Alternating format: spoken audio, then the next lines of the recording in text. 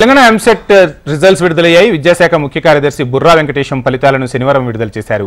గత ఏడాది వరకు ఎంసెట్ పేరు మీద పరీక్షలు నిర్వహించగా తొలిసారి ఈఏపీ సెట్ ను నిర్వహించామని తెలిపారు. మే 7, 8 తేదీల్లో అగ్రికల్చర్, ఫార్మసీ విభాగాలకు, 9, 10, 11 తేదీల్లో ఇంజనీరింగ్ వారికి పరీక్షలు నిర్వహించినట్టు తెలిపారు.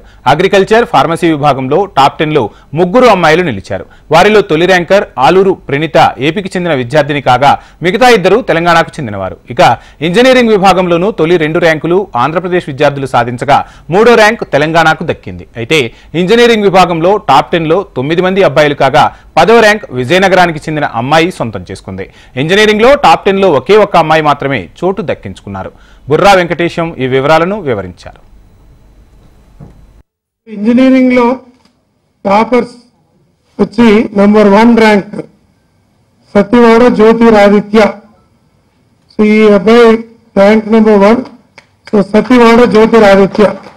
నంబర్ 2 వచ్చి గొల్లలేక Harsha number 2 rank.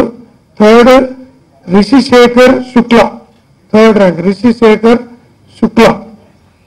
4th rank వచ్చి భోగాలపల్లి సందేశ్. ఓకే, అంతా వీళ్ళంతా కూడా ఫస్ట్ ర్యాంక్ వచ్చి శ్రీకాకుళం పాలకొండ శ్రీకాకుళం నుండి first ranker Satyavada Jyotiraditya is from Palakonda Srikakulam Andhra Pradesh నుండి.